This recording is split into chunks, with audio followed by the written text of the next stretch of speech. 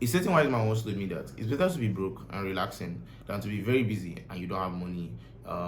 What you're very busy about is not really giving you what you want. And I just want to add and say, you're very busy and you're very angry. Anytime people are talking about you, you're complaining about your clients. You get. I'm not one to go on Twitter and bash clients and talk bad against clients every time. If you know me, you know that, because I believe that clients are the lifeblood of every business. If you don't have customers that are coming to patronize you, if I say, why am I doing marketing? Why am I coming on YouTube? Why am I coming on Instagram if I don't want people to patronize me? You get.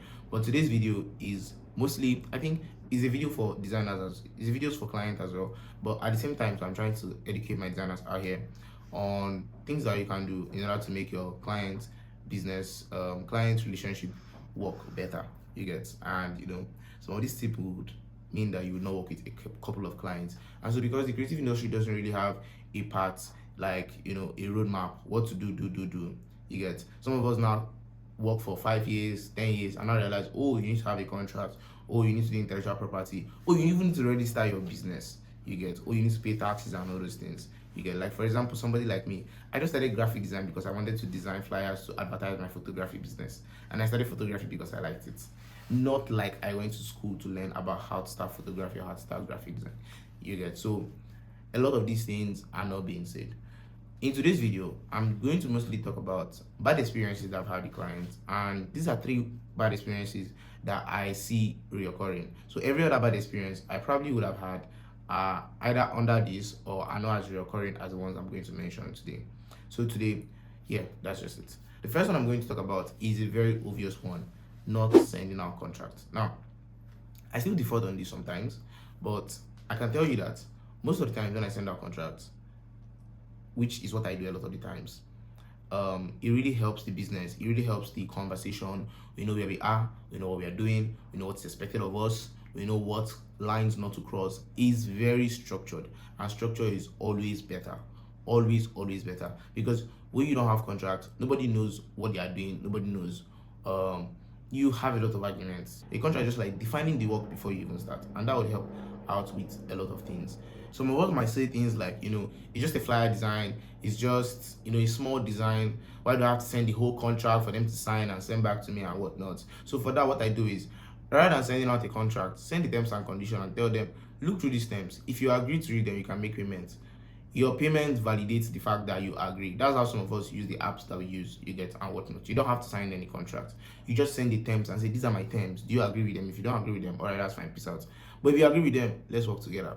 You get. So if you click in the links in the description, I think I'm going to put a couple of links in the description. One is going to give you like terms and conditions I use when I design flyers, and you can actually tweak it. You can actually even generate this in ChatGPT, explain to you, but you can still get my own for free. You get. Then I also have my contract when I work on brand identity design. I got it from Obliq, but I did a few tweaks here and there to make it suit what I want. And so if you're interested in that, it's free as well. Click in the link in the description below. The second thing I want to talk about is say no. Now, sometimes this comes as a reason of, being broke. A lot of the times it comes as a reason of being broke. But like I started this video, it's better to be busy and, rich, be busy and happy than to be busy and still very broke. You don't have time for anything. You're not learning anything. I rather learn a course. I rather go on YouTube, learn more about brand identity. I rather read a book, you guys, than do work that is going to make me just be sad all day. Do you understand? So try to say no in the first instances when you realize that this client is going to stress your life. Some of us, your spirit can tell you from the beginning that this client, and I'm not even saying like, let's admit to the fact that there are terrible people out there. There are people that actually are, their mission is to stress you. You get. I'm not talking about misunderstanding. I'm talking about people that, because I've experienced those kind of people. I'm not even like, see, let me be honest. Sometimes I'm at fault, but I'm saying there are people that when they see you online, they are like, okay, let me stress this guy. And it could be from a place of what they know about graphic designers, like the information. Some people don't see us as professionals. Some people, they don't regard us as much as they would any other profession, and that's really bad. You get. Some people, some people just need more education as well. That's true. I think one thing I've noticed in the industry now is nobody says make it pop anymore. because we've talked about make it pop, make it pop, make it pop, make it pop, and now people, stop using it. I think now I've noticed that the clients I'm having, aside from the bad ones,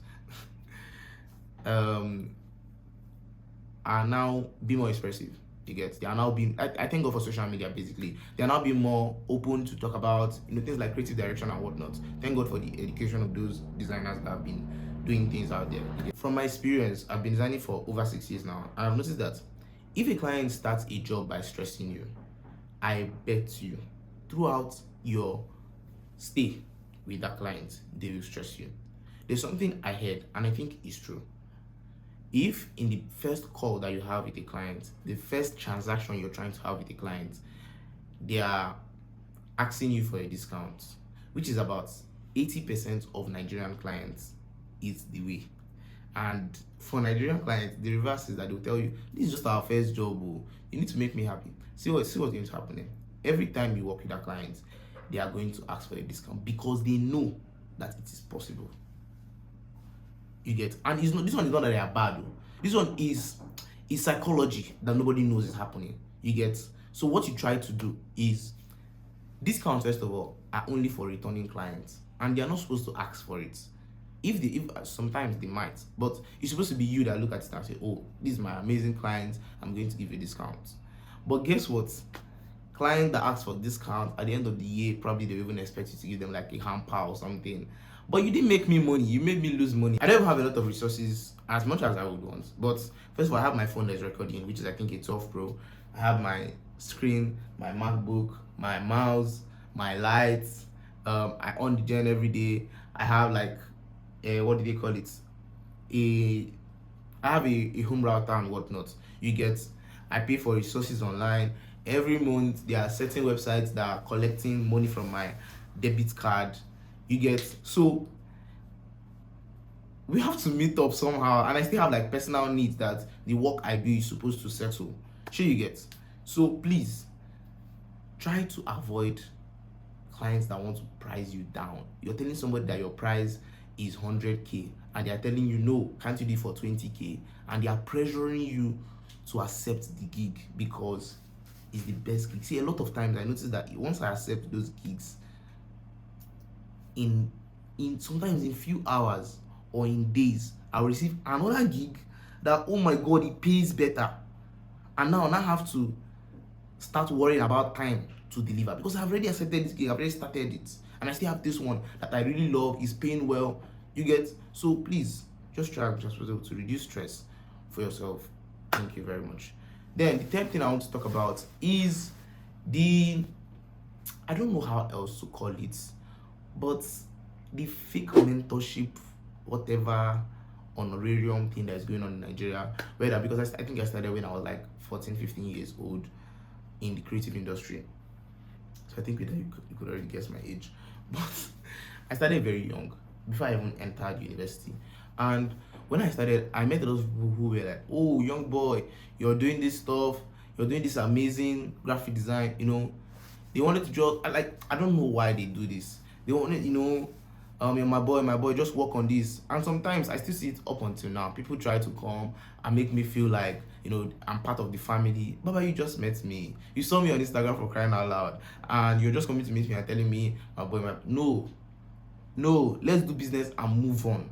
You get, if it's going to be a long-lasting business relationship, let it be a long-lasting business relationship. If there's going to be, and I've had clients that are my friends, you get, from clients we talk about, from being clients talk about other things, but let it be a two-way thing. Let it not be that you just tell me that you pick interest in me and you think that I have prospects and you can put me into your plans. I am okay with the plans of the Lord Almighty. Do you understand? Because a lot of times they do that to exploit you. They just reach out to you and say, please remove the background on this image, please, I need it fast. You remove background on the image. I beg. Oh, my guy wanted me to change the color on this. I don't know if it's something you can do. And it's small things like that. So first of all, the pattern is that they start with like the small things. I have experience. I'm never joking with you. They start with the small things, and they give you this to do. And before you know, the main design work that you used to charge them for before, you either reduce your price up until nothing, or you don't charge them at all. Do you get? and you just start paying loyalty to a cause that does not even reward you. And guess what? When you try to ask for money, you now sound rude. You sound like you're ungrateful. Ungrateful for what? Nothing. I'm not even. This thing I'm saying, I don't think it has happened to me as bad as I have explained it, because I know the old. But I've seen it happen, and I'm a very committed child of God. But I've seen even pastors do this, and it's not nice. You get, if somebody's not um if somebody's not like maybe willingly giving services to you, don't collect it with false allegiance that the person did not pledge to you. Do you understand? Then lastly, I want to talk about something. We have a definition for target audience that talks about the fact that our target audience are the people that need our services. But I got an additional definition from a book I read by Blessing Abeng that talks about the fact that your target audience are not just people that need your services or products, or like, there are also people that are willing to pay for those services over and over again, except you are an NGO. But if you're a business, you need people that are going to be willing to pay for those services over and over again. Guess what? I need a Lamborghini. Lagos boss is stressing me, but I cannot pay for a Lamborghini. So Lamborghini is not going to put up with my nonsense just because do I even really need a Lamborghini? Maybe a Benz or something. But Lamborghini is not going to put up with my nonsense just because I need it. Do you get? They're going to put. I'm never going to give them nonsense at that point, because I'm just going to give them money and collect my Lamborghini to go. Do you understand? Hope this helps. I don't even know if this video is going to do well, but if it does, do well to click in the link in my description. I have a lot of goodies there for you concerning your contracts and whatnot. See you in the next video. Have an amazing day. Peace out.